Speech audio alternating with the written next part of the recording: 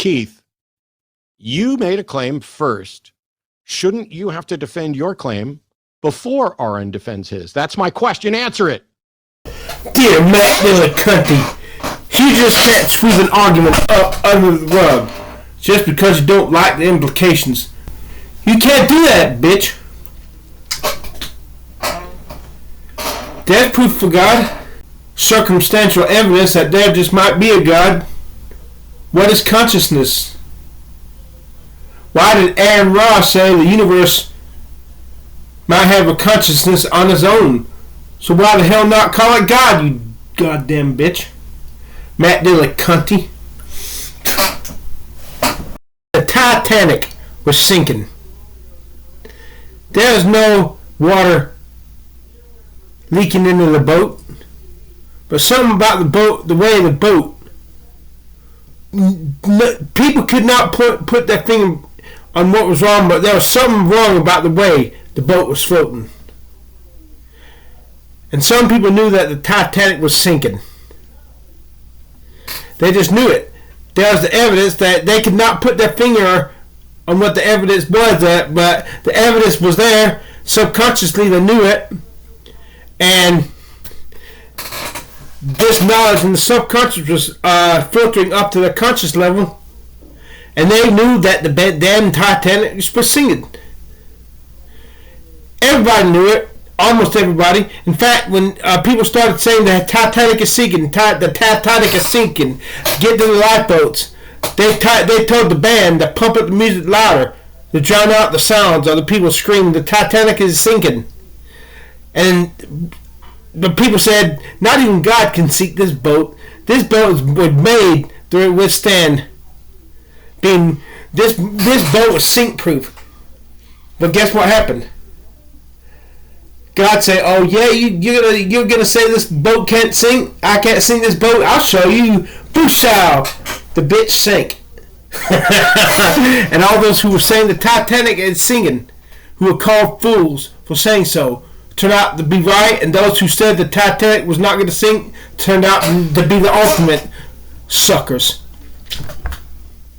Same it is with God. If you look, you just know there's a God. Subconsciously is deep inside. You can't put your finger on the evidence that you know that, but subconsciously you know it's there. And that is why people just got to believe in God. I mean, the mystery of consciousness itself. Look, bitch, until you can tell me scientifically debunk what consciousness is, sucker, you never do it. And in fact, this universe is one huge loose end. If the reality is the measure of all things, why is reality? And if there's perfect order and the way stars and animals evolve and the way nature provides for itself, the way plants, when predators come who love to eat plants come into the forest, the plants start giving off chemical signals, and this interacts with the other plants, and they start pumping out foul-smelling chemicals to repel the predators. You can't tell me that there's disorder in the universe and reality, and that there's no ultimate order of justice and love and wrongs being made right. There has to be a God. There's got to be something more than this. And you know, and if you take the time to stop, and what you're doing is you're trying to repress this knowledge that there's God. And that is why you have nightmares like you do. That is why you such bitter, angry people. Because if this universe, if science is all you know, you're never gonna know shit. If science is all you know, it produces a miserable, shithole, shitty reality. This reality, if this reality is only as real as you scientists say it is, this reality is a miserable shit reality of might makes right This reality is a reality where death is Lord of all. Death will overcome all. Death will win in the end. And life is continually in vain, struggling, never able to reach its full potential because death is always going to drag it down. So there's got to be a God, bitch. And you know it. So own up to it, bitch. Look. I was conducting a revival, a associational-wide revival sponsored by the 27 Baptist churches in that parish in Louisiana. You know, in Louisiana, they do not have counties like we have in North Carolina. They have parishes. And this was a parish-wide revival. And we had come to the last night of the meeting, and I was preaching this sermon, and the meeting was being held in the rodeo arena. And as I preached, on the last tier of seats, over to my right, on the last row, top seats, were three men that I'd never seen before. And they'd laugh and make fun. Now, preacher, it has never bothered me. When a little baby starts crying, the mother gets up and walks out, that don't bother me. But under God, I cannot preach if I see two young people laughing. I cannot preach if I see anybody mocking. It just somehow or another takes it away from me. 3 times. I stopped. And I said the last time, if you men don't want to hear me preach, a lot of these people have come from miles to be here tonight, and they do, would you just get up and walk out of the arena? One of them said, if you think you're man enough to come up here and put us out, you just come up here. And I prayed a prayer. Never have prayed before, never have prayed since. I said, dear Jesus, let me backslide for 15 minutes. And I promise you, Lord, if you'll let me backslide for 15 minutes, I'll go up there and beat the devil out of all 3 of them. And God said, I didn't call you to fight, I called you to preach. He said, you turn them over to me. And I did. And they continued to mock all the way through the sermon. We had over 400 people to walk down that aisle that night and give their hearts to Jesus Christ. I fully intended to never show them enough attention to address them again. But just as I was ready to pronounce the benediction, my arm came up. Preacher, did anything ever come out that you hadn't planned to say? That you couldn't help but say it? Has that ever happened to you? But how many of you preachers here have ever had something just come out that you didn't have in your notes and it just came out? Yes, every preacher, every God-called preacher has. And my arm just came out and I said, I don't know who you 3 gentlemen are. But all 3 of you stepped over God's deadline, God signed your death warrant, and God's going to kill all 3 of you.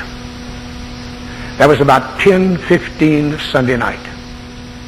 At 8 o'clock the next morning, I didn't know who these men were. They were 3 businessmen. One of them put the key in the door of his office on Main Street in Ringo, Louisiana, and dropped dead. At 11:30, the second man started across the street to a little restaurant to have his lunch from his office, and a lady was driving up the street and almost ran over him. She said he just walking along normal, fell flat on his face, and died right there in the street.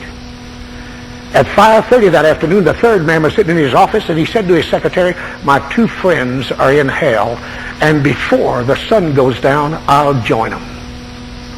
And pitched out at her feet a corpse. My wife was with me in the revival. We had closed the revival meeting. Dear Matt Millicanti, you just can't sweep an argument up under the rug just because you don't like the implications. You can't do that, bitch.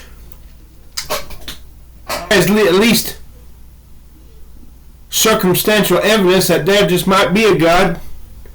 What is consciousness? Why did Aaron Ross say the universe might have a consciousness on its own? So why the hell not call it God, you goddamn bitch?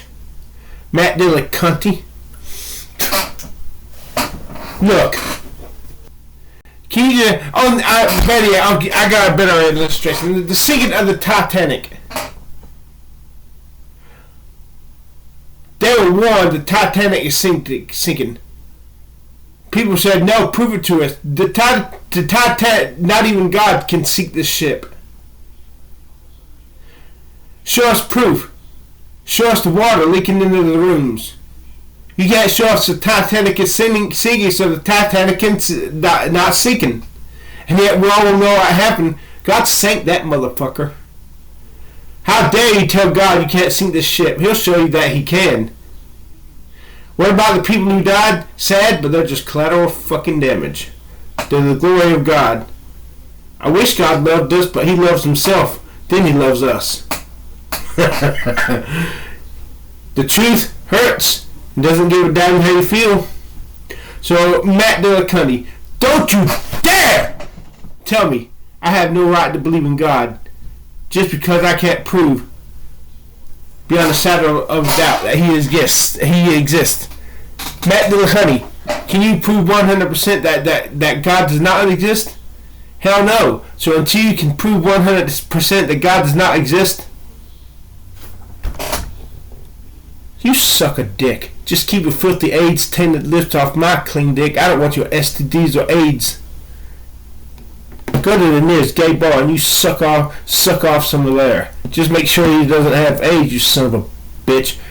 You pig-headed elitist, you think you're better than the rest of us, but you're a fool. The fool has said in his heart there is no God. And one day you're going to meet him. And you're going to know that he's real, but it's going to be too late. And your ass is going to be thrown into the lake of fire. And as the Hulk Hogan said, what you gonna do when you find yourself burning and you can't get out? What you gonna do when you know there's a God and he can God listen to your prayer? What you gonna do when you see Aaron Robb beside you burning and squirming? Turn or burn, motherfucker.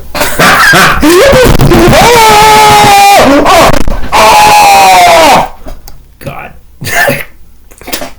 Watch me for hours on me. The dead of night. Take back the one. Give them a ride. Let me put the face. Let me put the face. Let me put the face. So, caller, are you going to ask me the questions that prove that God exists, or are you here to suck my dick and try to get me to pay attention to your soy boy friend Darth?